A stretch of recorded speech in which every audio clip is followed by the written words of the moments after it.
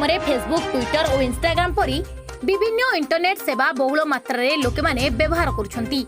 एହାର सुजोग नहीं दुर्बृत्त माने विभिन्न उपाय अवलंबन करी लुटिबा घटना नजर को आछि।